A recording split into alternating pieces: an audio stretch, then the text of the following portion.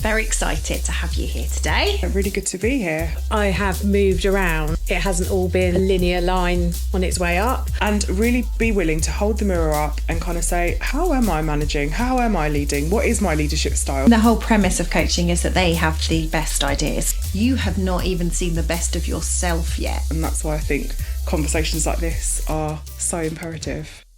Welcome to today's episode of Beyond the Boardroom. We're here with our good friend, Kiran. She's joined us to have a great conversation about coaching. And how coaching can truly unlock the full potential of individuals, teams, and the entire organisation. Hello. Hiya. How are you doing? All right. Very excited to have you here today. So you are a friend of the business and of us. Yeah.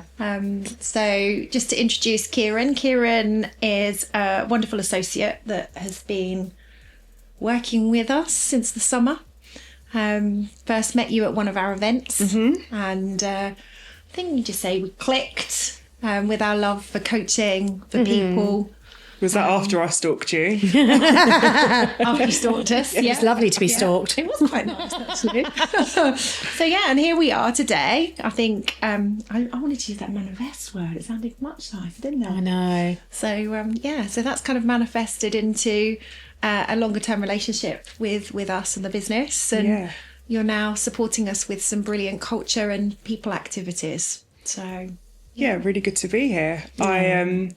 I think that was one of my kind of opening kind of conversations with you guys, isn't it? That, you know, I want to sit on that sofa with you one day. So I think we definitely did manifest this moment. Yeah, we did. No, it's so good. And we are loving having a guest. It's always really interesting to kind of explore our world with fellow professionals, other people that feel the same passion that we do about people. So you are very welcome to the of sofa. Thank you. Thanks for manifesting the moment. So tell us a little bit about you. What do you want people to know? Yeah, a little bit about me. So I have always been passionate to work with people. I think this dates back to being a child, actually. I remember my mum labelling me as an agony aunt when I was really young. So I think I've always known I want to work with people. And so the steps I took to work with people was to essentially study human resource management. I did my master's in human resource management. And then I spent kind of the first part of my career sort of across 3 organisations in various HR, people and culture roles until I stepped into the world of coaching. So that kind of is the little bit about me in terms of people and what I do professionally. I guess in terms of personally, I'm a real ride or die friend and family member. Like, relationships go a really long way for me. And sometimes that can have high expectations on the other person, actually, something I have to watch out for. But yeah, I think people just mean a lot to me in all walks of life, personally and professionally. And it's the way I like to learn as well. I think we have so much to learn from other people and from their experiences. And that's why I think conversations like this are so imperative. I love that. Tell me something that you've learnt from someone else that's really stuck with you. Something that I've learnt from my mum, out of all people, is that it's never too late to learn. She has been learning. She got married really young and she's been learning all her life. And that's something that I really want to take forward with me, but also with those that I work with, especially my coachees. You know, it's never too late to learn a new skill. It's never too late to make a change in your career. I think, you know, sometimes society kind of tells us that we have to follow this linear path of this is what we studied and this is what we do and this is where we end up. And I think I'm here in my role to really challenge some of that. So that's something I've definitely learnt through kind of my experience there. And then I think on a more professional lens, I learn from those that I work with every day, whether that be my colleagues in my direct team, my coachees that I work with, or when we're kind of delivering our training program. You know, I'm constantly learning in those environments. And that's why I talk a lot about equity in a learning space. You know, I'm not there as a trainer. I'm not there to just train these people. I'm there to share some skills and some experience and some knowledge, but actually I learn so much through what they want to share as well. Yeah, I think that's so true. It's really interesting, isn't it? Quite often in the podcasts, they'll end and then Joe and I will be like, oh, that resonated, didn't it? Like, what can we take from that? Yeah. Yeah, it's interesting you say that, Kelly, because a podcast that I listen to quite a lot, it's called A Millennial Mind. Yeah. She does it, you know, she has a guest on her podcast, and she'll then do another video just of herself talking about the 3 key lessons from that podcast. Oh, that is You know, so 'cause nice. especially when you have like guests along, or you're kind of sharing experiences, there's so much you want to remember and you learn. Yeah. So it's really nice to kind of have that as a highlight, perhaps as a bit of a synopsis of these are the 3 key things that I've learned. Yeah. It's really lovely. One of the things that sprang to my mind when you were talking about learning from your mum is, as we all have learnt such valuable lessons from our parents, but also kind of that piece around, I think in their generation, people went into a job and that was probably what they were going to do for their entire career. And their movement might have been up the kind of ladder of management, but ultimately they were probably going to do that type of career until they retired. And that's so different now. You know, I think about, you know, my own career journey, probably each of us can say, you know, I kind of started my career in account management, went into retail, went into a holiday company, went into HR. You know, I have moved around and it hasn't all been a linear line on its way up. I've had periods of my career where, you know, I wanted more responsibility, times where I wanted a bit less, and all that opportunity to learn. It's so rich. And So rich. Yeah.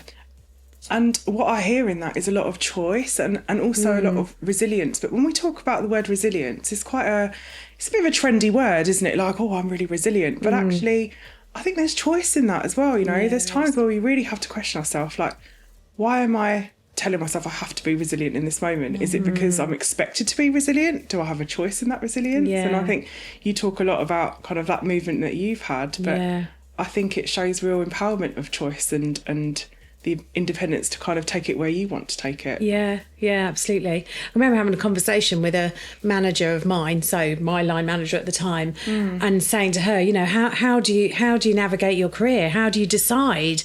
There is so much you could probably do. By then, I'd already chosen kind of the people space as my space to play in, but I had commercial experience before that and so on and so forth. So you are always thinking, well, what do I get the most from in what I do? What really lights my fire? What are my strengths? What gets me out of bed in the morning? Which brings us back to kind of the people profession and trying to make a difference in that space. Yeah, brings us back to this sofa, doesn't it? Yeah, absolutely. And I think, like, as you were saying, that's one of my favourite words is curiosity, and getting really curious about what could be possible.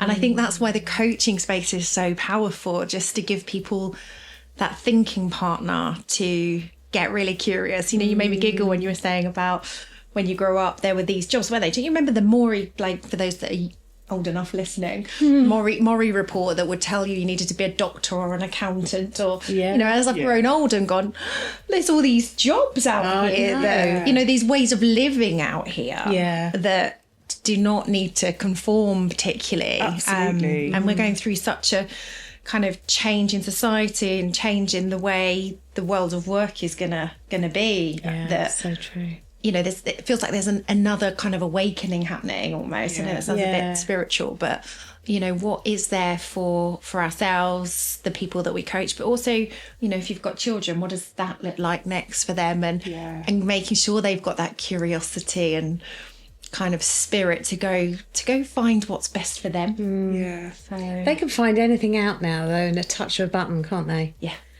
So if you think about probably all of our learning experiences, certainly would have been time where I spent time at a library with the encyclopedias looking stuff up, whereas now you kind of just say, hey Siri. So how do we, there is a bit about igniting that curiosity for people. And even that, I was taking the kids to skateboarding the other week, and the kids are in the back, and one of the young boys is like, oh, I don't use Siri because, like, Siri's not good enough because Siri doesn't have our AI baked in, so I can't. You know, it's just like their level of expectation is so high. Not us, we were still flicking through the pages of a great big encyclopedia. So Kiran, tell us a little bit then about you as a coach. Me as a coach, So I think me as a coach, one of the key values, or something that I really like to bring alive in my coaching, is that it's person-centric, the whole person. Yeah, I don't just want to work with the founder of Start Inspiring, Kelly, or the people and culture director, Joe. I want to work with the whole person. And that could mean really bringing in that personal lens. Sometimes it could be really challenging for coaches to kind of share some of that sort of more personal life, but I think it's really important that they're able to bring them their whole self. So that's something really important in my coaching. As you've probably guessed, I love people. So sometimes I have to really be careful of that in my coaching. Right? I'm not there to be somebody's friend. And I guess what I'm trying to say there is that it's high support, high challenge when you work with me. So I will really have your back, and I will really believe in you and kind of really bring out your potential if I'm working with a coachee. But I also want to be able to challenge. So that's something I really contract for when I work with my coachees. I've been working with a number of senior leaders over the last few years as a coach, as an executive coach, around the world actually. So I do it globally, all over Zoom, all remote. But I think culture has played a huge part in my kind of coaching experience as well. I think I was saying this to you this afternoon, Kelly. I had my first call in the morning in India, then my kind of second call in Egypt, and you have to really consider culture and kind of how that forms a part of that kind of coachee that you're working with as well. It's a coaching partnership. That's really important as well. I think you really have to express to who you're working with that to get the most out of that conversation or that kind of series of sessions that you're working with somebody, they have to be ready to put in the work and perhaps step out of their comfort zone to really see the magic happen. So it's a little bit about me as a coach. I think that's wonderful. And I think, the things that you've said there, so at Start Inspiring, we are a holistic approach to coaching. So I think we wholeheartedly believe you can't actually get the best out of coaching if you don't, and I would go beyond just the person actually, if you don't coach within the system. So, when you're talking about culture or whereabouts they are in the world, but also, for coaching to really work, helping individuals to see things that perhaps isn't quite how they were initially seeing things. And for us to really understand the context that they're working in. Absolutely. So that coaching is helpful and not a hindrance, and that they're in the right place to do the things that they want and need to do as well. I think it's incredibly important to consider the whole thing. And I think that lots of business professionals don't necessarily realise how many of their colleagues have access to coaching. When you talk to somebody and say, have you thought about having a coach? Or a coach might really benefit, where you're at in your career. And people are, I've spoken to so many that kind of say, I don't need a coach. It's not like I've got poor performance. Yeah, that's not actually what a coach is about. Yes, I think there has been a space in the people profession where a coach might be used as, someone that might be able to help them with lower level performance. But actually the reality is most senior people have access to a coach. Most are not doing this completely on their own. They're either having some kind of mentorship, some kind of coaching. And how valuable that is to have that time and space to think things through. When you said thinking, when you said thinking partner just now, that really made me think about how busy everything is and almost so crowded that you don't get the time to think. And how powerful that is to give to somebody else. And if you're not thinking, you're probably not making the most impactful decisions. And what's the biggest value you can bring as an exec leader?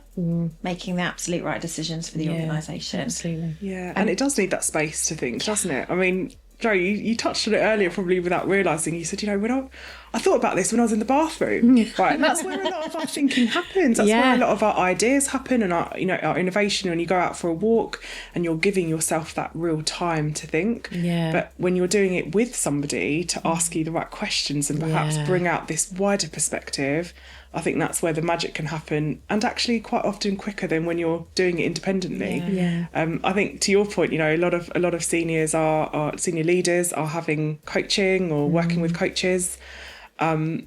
And without that, if they don't make that space, or if they keep saying I'm too busy for that session, what are they missing out on? I know. Absolutely. Yeah, A lot. Yeah. And I think it's kind of individual and team coaching that we do as well. So I've just come back from 3 days with a team. And I would kind of call that pitch side coaching. So we've been working with them for a while. They have gone from strength to strength. So your point about it's not because they're a poor performing team that they're having coaching. It's because they want to be the highest performing team. That you know, like any sports team, they've got the coach. It's such a privilege for me to work with them and to learn from them, like you say. But just to have that pitch side, so that I can bring awareness to them about when they're being their best selves, but actually when they're possibly not, and kind of really pivoting in the moment. And actually watching how, with that awareness that it brings, they can just get better and better and better. Absolutely. It's a privilege, isn't it? Yeah, I love. Sorry, I was just going to say I love that analogy, or kind of that metaphor of pitch side coaching, and it's kind of cheerleading, you know, when they're doing something really well, but actually being able to just signpost when there's an area or kind of a gap where they could be improving, or you need to move a player one side, or you know, it's the other thing it makes me think is that they're doing all the hard work. They are. They just need that perspective from somebody on the kind of side of the pitch. Yeah, absolutely. Yeah, I mean, the whole premise of coaching is that they have the best ideas. And I would agree with that. I mean, we don't need an ego as coach, right? We just need to be in service of. So when you talk about, you know, in service of them, finding their best selves, their best answers. Absolutely. And just being an enabler to that. And I've been both sides. I've been in the team thinking, why do we not appear to be able to do this for ourselves? But I think it's because for us as coaches as well, we don't have any emotional attachment to anything. And so we can ask really powerful questions that when you're not quite as rational or quite as clear or clearly removed from, you can't always see it, can you? No. So that's why you shouldn't coach your partner or your best friend, because we have that emotional investment. I raised this example the other day, and I was kind of sharing with my team. You know, my husband, he always says to me, "What do you think I should wear?"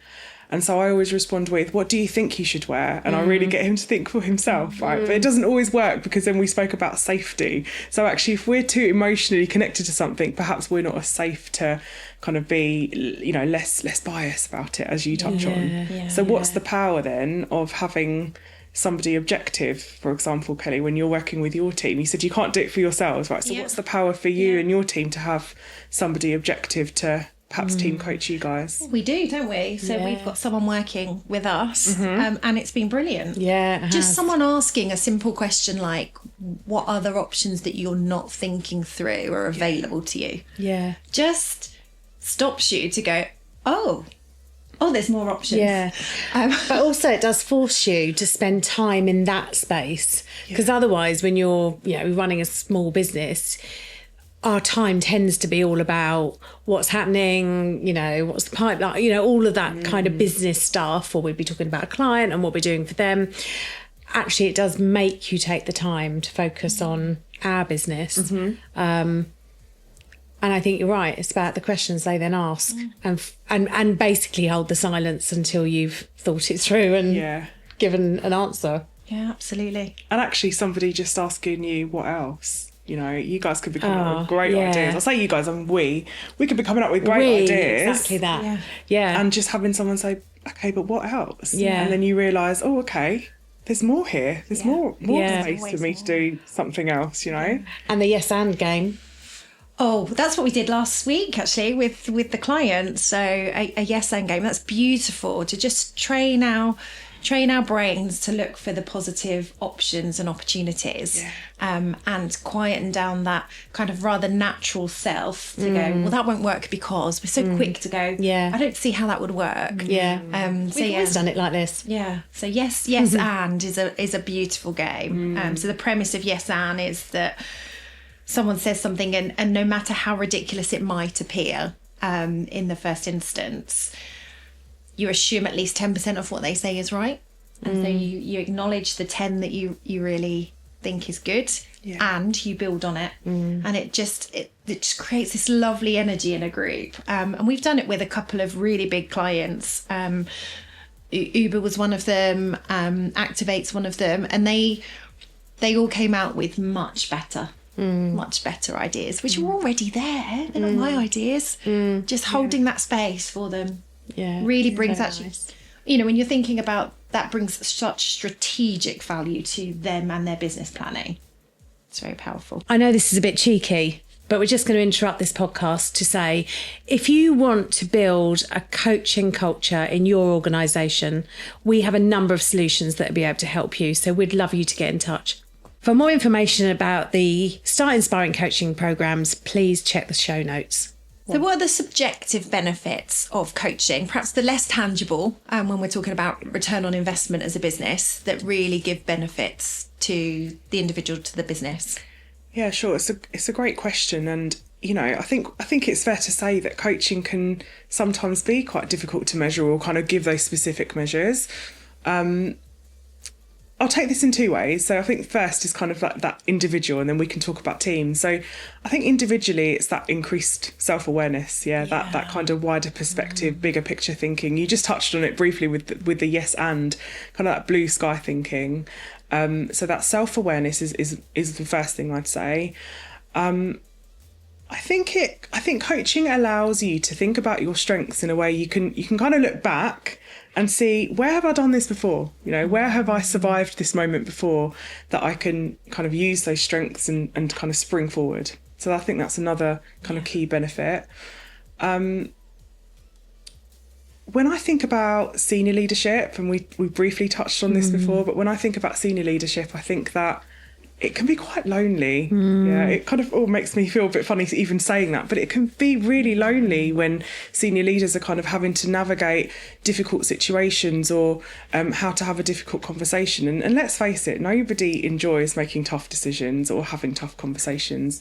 So something that I think is quite difficult to perhaps measure is, how can they be more composed or more prepared about that difficult decision or that difficult conversation, and who can they share that safely with? Usually their executive coach. Yeah, Absolutely. I think that's another real key benefit that we can't often measure. I think there's sometimes some really obvious measures with kind of individual coaches that you work with, like coaching partnerships. Sometimes it could be things like promotion, or they let you know that they smashed that presentation, that they were preparing, or that really difficult stakeholder meeting. I think some of those can be, they can have measures, but can still be quite hard to quantify. So we can't always put numbers to it. We can't always say this many people have been promoted in this amount, because perhaps not all of those people are working towards promotion. And it's really interesting, isn't it? Because when you talk, I think actually a lot of the measures are feelings. So much feeling. Quite intangible, but I feel more confident. I feel more composed. I feel more ready. I feel like I thought through the answers that my team are going to ask me before they ask me, so that when I respond, it's in a really thoughtful way that isn't going to interrupt the purpose or the message or whatever else. So really. Yeah. It's about how you make somebody feel, isn't it? Yeah. It really is. And they might not, a coachee might not remember some of those tangible outputs, but they will remember how you made them feel. Did you make them feel listened to and heard? Have they had a voice? Have they been able to express things with you that they've never been able to share with anybody, And then how do they use that experience? So you think about how you start to grow that more coaching culture. If you experience a coach, I think it does get you to start thinking about things differently, about listening to your then direct reports in a slightly different way. Exactly as you said about sort of coaching the husband about what he was going to wear. I mean, that's such a straightforward shift, isn't it? Yeah. When one of your team comes to you and says, "Oh, I've got this problem, I don't know what to do," actually adopting a much more coaching style. And I think people that are coached do start to adopt a little bit of that, because they learn something themselves from the experience. I think that any great kind of coaching program or leadership program, and I'm sure we'll touch on this later, but to support that real behaviour change, we recommend that kind of delegates of any coaching program are also coached. Yeah. So that they... I know this is a bit cheeky, but we're just going to interrupt this podcast to say, if you want to build a coaching culture in your organisation, we have a number of solutions that will be able to help you. So we'd love you to get in touch. For more information about the Start Inspiring coaching programs, please check the show notes. Yeah. And I think, I mean, that's the reason we're all coaches, right? Am I right? Yeah, yeah. Like, we all experienced the personal impact of coaching. Yeah. I mean, I was on the floor when I first went to a coach. She was wonderful. I went to a coach because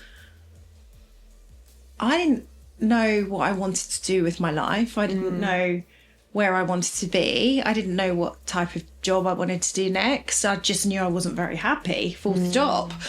In fact, terribly unhappy. And to go to someone and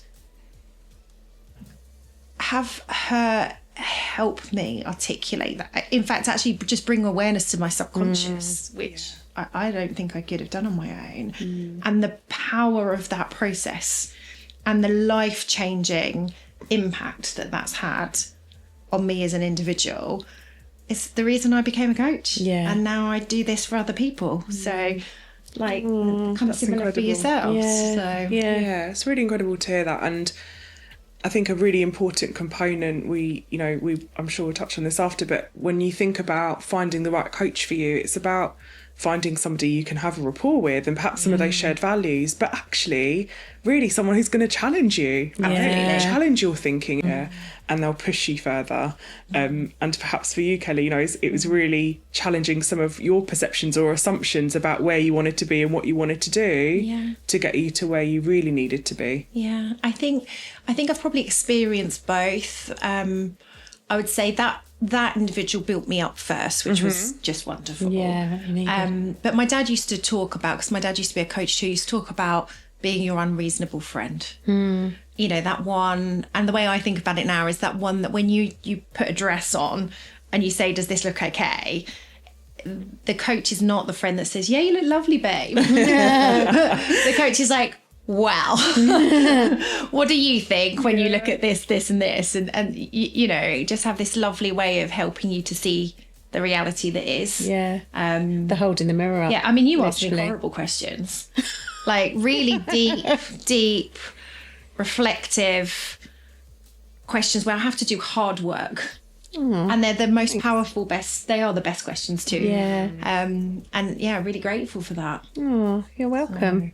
Well, that's the exact kind of magic I spoke about, wasn't it, when I first met you guys, that I could see that you have this real support in each other, and that's why that relationship works. But I think in some of our earlier conversations, you both actually individually said to me, yeah, she asked me really tough questions, and you both have said that individually, but that's where the growth happens, where you challenge each other to step outside of that comfort zone, to push it one step further. We do. Yeah. Well, we've got lots to do still. So much to do. Not going to get there. The work never ends.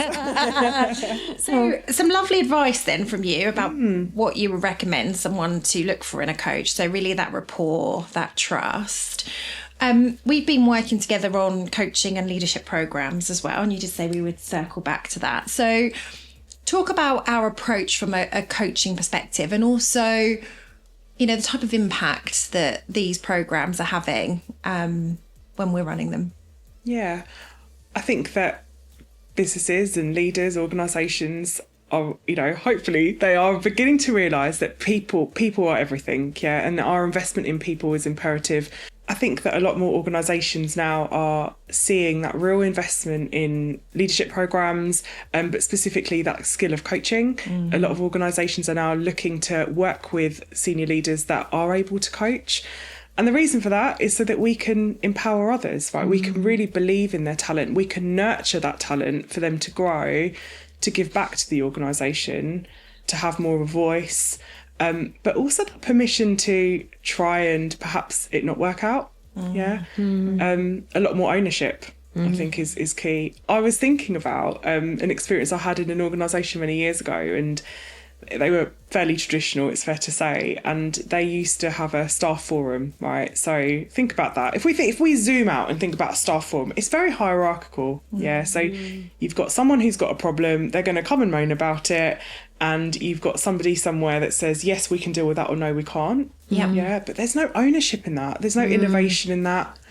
But if we think that, then what this kind of CEO stepped in, and what he did was he said, right, we're going to scrap that.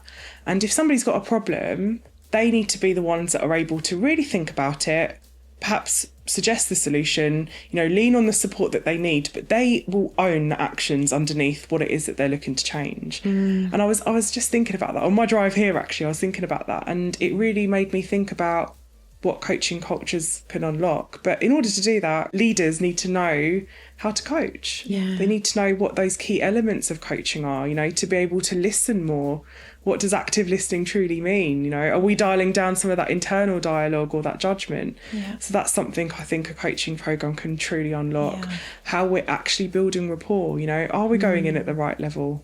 Are we having polite conversation because it keeps us safe, or are we doing it to keep the other person safe? How do we get to that peak rapport? How do we ask better questions? An example I use a lot, and I kind of wave my pen over Zoom. I'm like, do you think my pen is blue? Or what colour do you think my pen is?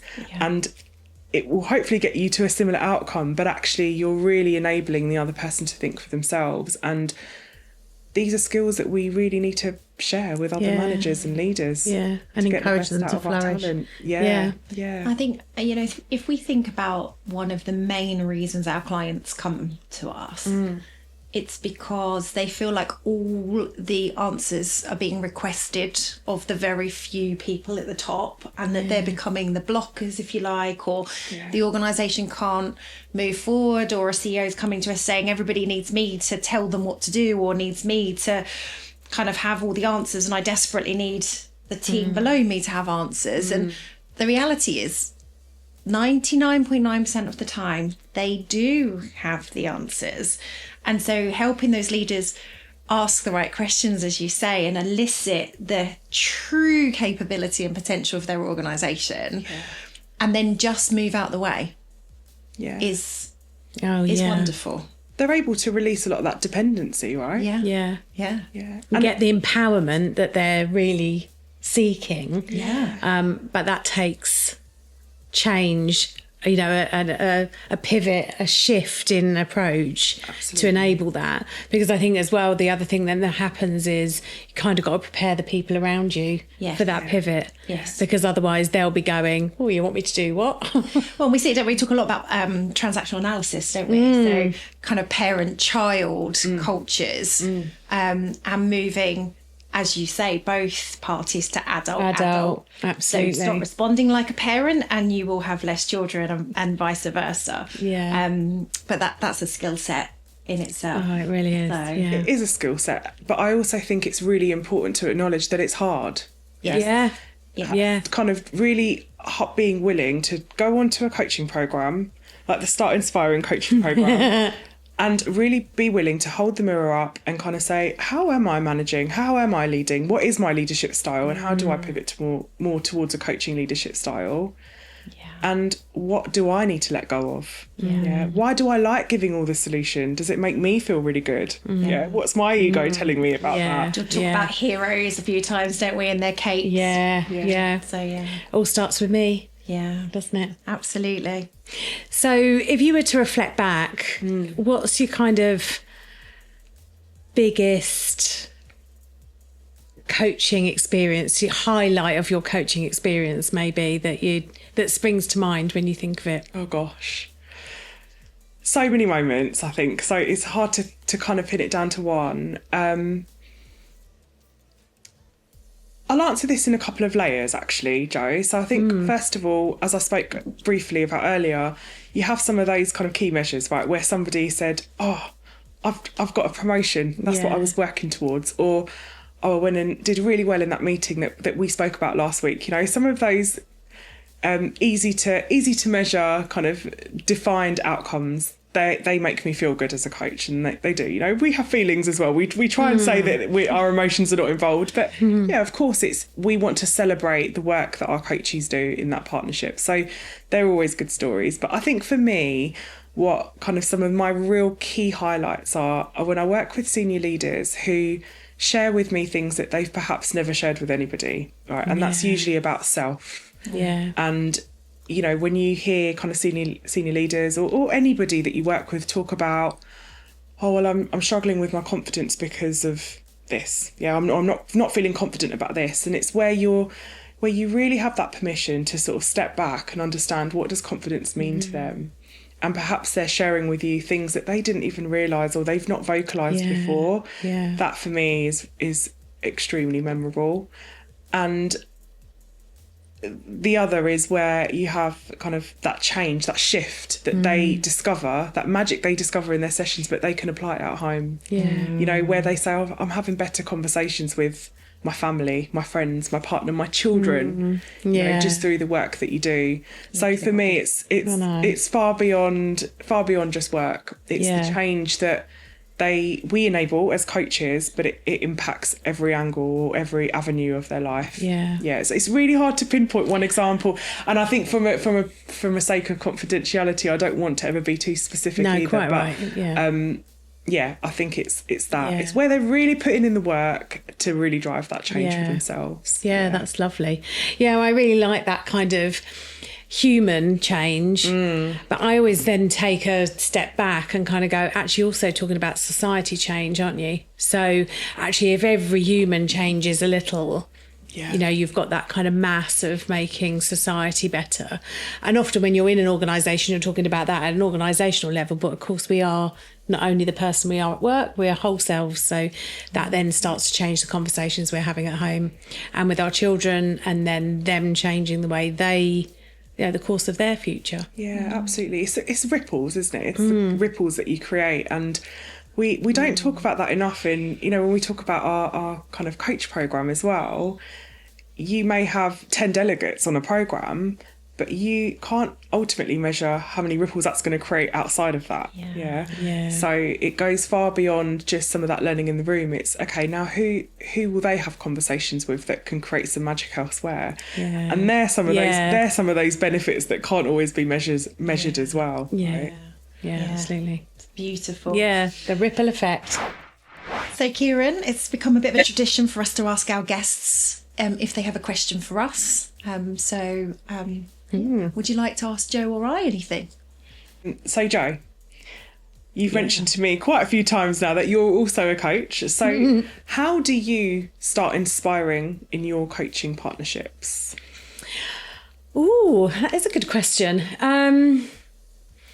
I think for me, it's all about creating a space where people can do their best thinking. So I guess that relationship really starts way beyond the coaching itself. And either you'll be having, you know, a pre-call or something just to get to know each other. And I think in that space, I try and firstly put the coachee completely at ease, create a really nice, safe space where they know that, you know, we're building trust. They know that I'll always have their back. But I'll also test and work out with them, you know, what do they know about themselves that helps me to help them in the best way. So whether that's, actually I do want someone that's going to be a bit kind or caring and not too challenging, or actually someone might want somebody that's going to be really challenging, and then I'll adapt my style depending. And I think that's probably one of the key things about being a coach, that ability to be able to be truly adaptable to that other person. Exactly as Kelly was saying earlier, we're just in service of them and what they need from their time with us, and our ability to help them feel safe, create, you know, that nice bubble where they know that they can just be themselves, and whatever it is that they're thinking they can bring, and that we'll always take the direction that they want to take. So rather than, you know, what I've had an experience before where a coachee might say, oh, can we, you know, next time we're together, can we explore X? You might have done a bit of prep around that thing that they wanted to explore, and they might arrive on the day and you go in a completely different direction. Because it's all about what do you need from our time together today, and giving them choices about different directions. Yeah. So you might have half an hour left, and the conversation could go in many different ways, and actually bringing that to the fore and saying, look, we've got 30 minutes left. What I'm hearing you talk about is this, this and this. Where do you want to go from here? Rather than it being about, oh, I've got a great tool for that. Yeah. And so I'm going to take you off into this particular tool because I think that's right for you. Reality is it has to be what the coachee feels is right Love for them. that. I'm hearing from you, it's their agenda, right? Totally is their own agenda. it. They own it. Yeah, they really do. And they power that. They power that conversation. We're just there to kind of help them power that. Yeah, that and that's the beauty, isn't Yeah. it? I so often I think to myself, I can remember in my coaching training, them talking about we should really hear very little from us as coaches. We are really kind of nudging and guiding, I suppose, their thinking as opposed to it being anything to do with us, which is actually quite a beautiful space. Yeah. But also quite an area of development. Certainly I found it a big area of my development because I can remember thinking I'm used to being expected to know the answers, coming up with the answers for people and always having an opinion on most things. So actually for me, it was quite a lot to kind of say, you don't need to know the answer. Resist the desire to go, I'll tell you what you should do is this or this. Or say, I've got an experience, let me share it with you. Yeah. Albeit if I'm doing some mentoring with somebody, then I absolutely will switch into that space, especially if it's, someone from the people world, and I might have had experience that could help them. Yeah. But it depends on what you've contracted to do. Absolutely. Wow. Thank you. Gosh, My pleasure. anyone would be lucky to work with you, Jo, as your coach. Thank you.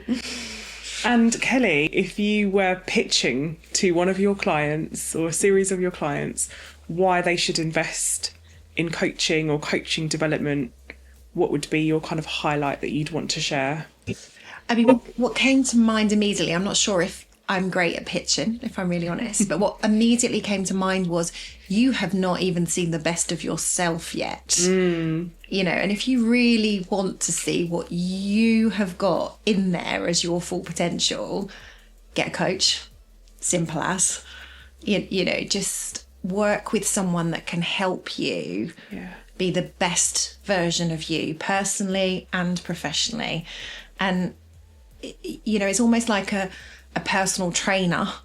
Work with someone who can run along the treadmill with you or run along the side of the swimming pool with you or whatever that looks like in your workspace, and see the remarkable results that you can get as a result of that. Like, why wouldn't you? Yeah. Yeah. Simple as that. So nice. I should say that straight to camera. I couldn't say it again. Can I do one more question, and then obviously you can just edit what you need? Yeah, is that all right? Yeah. I love her. You can come again. So you spoke a lot there about the power of working with a coach one-to-one. Why should managers or leaders of organisations invest in their coaching as a leadership style? I think my answer would probably be a collective version of what I've just given, which is when I have worked with organisations that have a coaching culture, they unleash the full potential within. And I have seen examples of almost a tsunami of innovation, creativity, curiosity. Because actually, if you think about it, if you work in an organisation that's got 10 leaders but 1,000 people, you go from 10 leaders having all of the answers to 1,000 people having answers, not waiting for permission, being able to think for themselves what options are available to them in kind of any scenario almost. And if they don't know the immediate answer, knowing how to coach each other in the team to be able to find the answer. And you just end up with this amazing, innovative, solution finding, entrepreneurial spirit in your culture. Wow. And like, what's not to love? And the role for the leadership team becomes so much more exciting because your role becomes quite visionary. Yeah. You know, I can spend time working out where the organisation is going and for what purpose, and who are we serving and how are we helping the world, and how much money do we want to make. Let's, you know, that's always there somewhere, you know, people and profit, massive believer in that. And then how do I look at the you know, the 990 people and see what opportunities are available to us, and that I don't have to stay up till 3 o'clock in the morning trying to have all of the answers. What's not to love, right? It's not to love. Yeah. Why would you have all those people work for you and then almost, and actually I've worked in the opposite environment. Actually, I left there for this very reason. You have all these brilliant people working for you, and then you basically say to them, when you cross the threshold into work, I'd like you to stop using that brilliant brain of yours, and I'd like you to do things in a very prescriptive way. Yeah. That is going to stop people being innovative and thinking for themselves. In fact, this business went from being very successful to quite unsuccessful because the minute something happened that wasn't the norm, people didn't know what to do. If it wasn't in their logbook, they had no answers. And so you were, in the nicest possible way, you were paying them for only probably 10% of what they were capable of giving you. Yeah. Not exercising their true potential, right? Absolutely. Absolutely. And you see it sometimes, don't you? Certainly in service-led roles, you know, where you've either seen people have a script that they've got to read from, or they don't use their own initiative, or don't feel that they can. And I think that's more scary. They don't feel like they can use their own initiative in giving the customer the very best service that they can give within the parameters of cost and price and everything else, but don't feel that they have the permission to use their intuition and their intelligence in a way that would be more valuable. Yeah. Great. Thank you, Kelly. So Kiran, thank you so much for joining us. Thank you for those excellent questions. And for you guys watching or listening at home, if you have any questions that you'd like to ask Joe and I, we'd love to hear from you. Please email us at hello@startinspiring.com. So thank you, Kiran, for sharing. I feel ever so energised. A couple of moments there with goosebumps. Yeah. Just reminding ourselves of the privilege we have being coaches in organisations for other human beings, for teams, and just celebrating for a moment the huge impact that that's having. Yeah. You know, I think I started with kind of the individual and the team, and we've ended with on society. And it's just so powerful and in such a lovely, gentle way. Yeah. Yeah. Yeah. Shaking the world in a gentle way, hey? Thank you for having me. And if I can kind of leave one takeaway for anyone that's listening to this, is just try and be more curious, right? And believe that the other person has the answer, whether that's your colleague or your kind of direct report, could be your partner, your children. Just, you know, if you're being asked a question, just try and ask that question in reverse and see the magic that you can all create. Yeah, lovely. Thank you. Thank you so much. So good to have you with us today. Thanks.